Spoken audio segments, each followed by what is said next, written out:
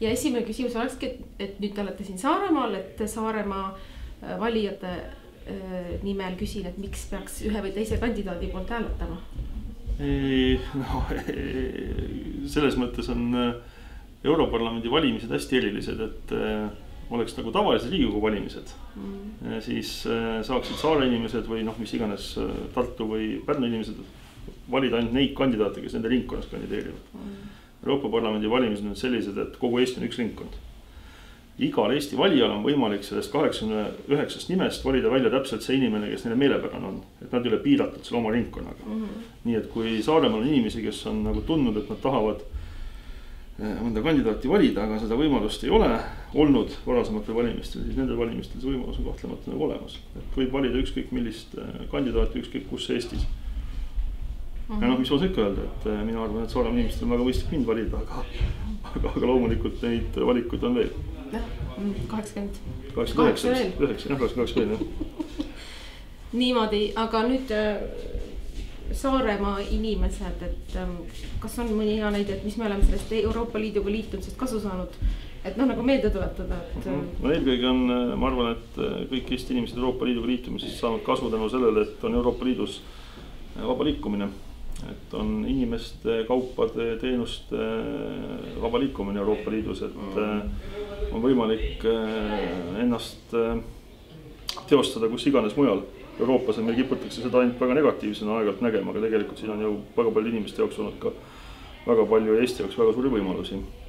Teiseks, ma arvan, et pool sellest majanduskasvust, mis meil siin viimaste 10 aasta jooksul on olnud, see on ikkagi tänu sellele, et Eesti on nagu sellise suure siseturu nagu liige või osa tegelikult, eks ju, et ei ole enam üldse oluline, et kas seda mingit kaupa või teenust, mida mõni ettevõtte või inimene teeb, et kas seda peab tingimata müüma siin kohapeal Saaremaal, et kindlasti on Saaremaal ka päris palju eksportööre, et ma saan aru, et Saaremaal on väga tugev laevatööstus näiteks. Ma ei usu, et need laevad oleks võimalik müüa kõik Eesti-siseselt ära, et ma saan aru, et enamusest laevadest läheb vist eksporti, kõik vist lausa. 2 laevatööstust on lausa siin vist, eks ju, isegi 3. Jah, 2 vähemalt, 2 suurt. Nemad saadavad kogu oma kaubalaeva saadavad eksporti, eks. Just, võt täpselt, et ja kolmandaks Euroopa need struktuurifondid on toonud ka Saaremaale kindlasti investeeringuid, et ma nüüd nii spetsiifiliselt ei oska öelda, et aga infrastruktuuri investeeringud, teed, kõikvõimalikud keskkonnainvesteeringud, kanalisatsioonid, veetrassid, eks ju, et neil on kindlasti Saaremaal ka, eks. Et selles mõttes, kui me räägime siin mingist võimalikust Saaremaa püsiühendusest, et ma arvan, et seda ei oleks võimalik Eesti maksumaksja rahaga üksnes ehitada, et ma nüüd ei tea, et kas see püsiühendus nagu tuleb või seda ei tule, aga igal juhul need, kelle tundub, et seda vaja oleks, et nendele peab ütlema, et ilma Euroopa Liiduta ei saa sest ka kindlasti asja. No, sujuvalt jõudsimegi järgmise olulise teemani, mis on saarlastele oluline, et teie parteikaaslane Juhan Parts, eks ole, ajab seda poliitikat, et laevad nii öelda riigist. Jah, et kas seda poliitikat peaks jätkama? Ma arvan kindlasti, et ma olen näinud neid arvutusi, mis vist ei ole nagu päris sellised 100% avaldatavad, aga kokkuvõtlikult võib öelda, et kui liik oleks laevade omanik, siis iga aasta sääst kokkuhoid oleks vist suurusjärgus 6 miljonit eurot. See vanas rahas 100 miljonit krooni, see on väga suur raha tegelikult. Ja ma usun, et see suund on õige. Teine asi on see, et kui nüüd peaks juhtuma niimoodi, et mingil põhjusel ei saa neid laevu ära osta omanike käest, mis siin praegu sõidavad, praegu tulime just üle, siis tegelikult selle teenusel ei ole mitte midagi ette heita. See on väga suurepärane, et ma käin tegelikult Saaremaa iga kuu. Et ma tean nagu seda olemuslikult, kuidas see toimib ja kuidas see varem toimiseks. Et praegu on veel see hetk, kus on võimalik uued laevad tellida. Et on olemas ka ju Majandus- ja Kommunikatsiooniministeeriumi reaalsed pakkumised vähemalt ühelt pakkujalt, kus tähtajad on sellised ja mahuvad selle lepingu tähtaja sisse. Et riik kindlasti ei peaks maksumaksja rahast maksma rohkem nende asjade eest, kui see mõistlik on. Et selles mõttes ma arvan, et Juhan Parts ajas kindlasti nagu äärmiselt õiget asja ja ma väga loodan, et nagu terve mõistus järgi ajab Urve Palo ja sotsiaaldemokraadid ajavad seda asja seal Majandus- ja Kommunikatsiooniministeeriumis samamoodi edasi. Et tegelikult, kui vaadata Urve Palo mõtteavaldusi selle laevaühenduse seisukohas, siis ta on olnud pigem toetav ju. Väga tore selles mõttes. Püsiühendusega vist on niimoodi, et seda on väga palju uuritud, eks ju, aga uuringutest väga palju kaugemale pole jõutud, et minu meelest, kui see laevaühendus on, nagu ta praegu on, siis nagu selliste turistide vajadused ilmselt katab ära. Aga noh, kui vaadata asja saarlase seisukohast, siis see püsiühendus oleks vist ikkagi oluliselt palju parem. Et ei oleks mingisuguseid võimalikke kriisistsenaariume, et on lihtsalt halb ilm või ma ei tea, kui palju see üldse viimasel ette on tulnud, mitte vist väga palju. Mitte palju jah, aga on tulnud. Selliseid asju tegelikult ei oleks vaja, et võib ka juhtuda, et tuleb mõni natuke karmim talv ikkagi ja see graafik läheb ju segi sellega. Ja nüüd teie kui meediainimene äkki ütlete ka kommentaari, mis siin Saaremaa meediamastikul siis toimub, et kui 2 lehte tegutsevad nagu selge kahjumiga, siis jah, et siia tulles just vaatasime neid 2 lehte, et iseenesest üks asi, mida võib kindlasti öelda, et kui me jätame need kahjuminumbrid kõrvale, mis on ka nagu seda Eesti suurt ajakirjandust arvestades täiesti müstilised ikkagi tegelikult mõlemil pool, nii palju kui mina mõistan.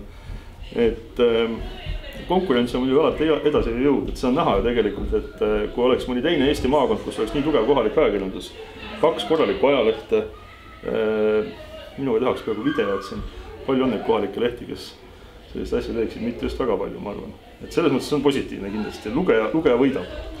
Aga kauaks omanikel sellist nagu tahtmist ja jaksu jätkub, et minul on keeruline ennustada ja noh, lõppkokkuvõttes on ajakirjandusega alati niimoodi, et pikas perspektiivis, pikas nagu vaates võiks olla ajaleht kasumlik.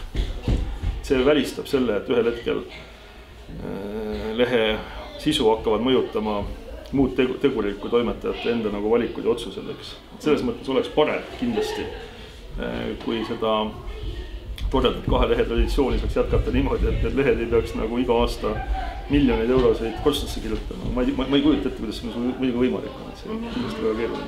Ja siis lõpetuseks, miks te käite iga kuu Saaremaa? Kas teil on Saaremaaga mõni side või mõni suvemaja või? No mul on siin üks selline Kuressaares üks selline suvekodu moodi asi, jah.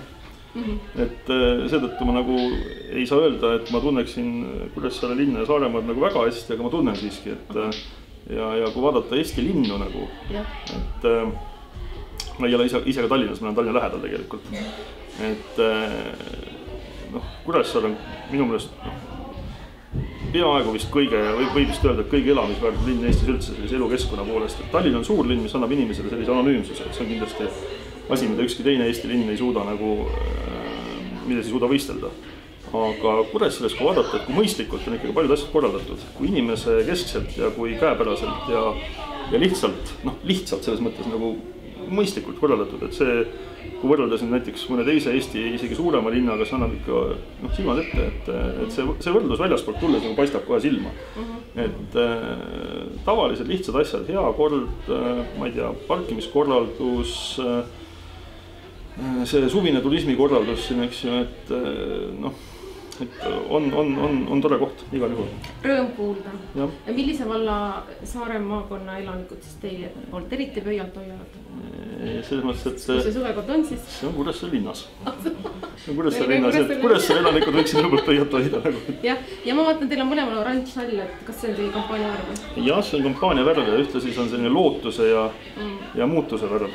Et me ei ole siin ühtegi erakonna logo ega mingit sellist asja peale trükkinud, et see on üks startnupp, mis nagu peaks siis näitama seda, et lülitame nagu asjad sisse ja teeme ära. Noh, jõudu teile! Aitäh!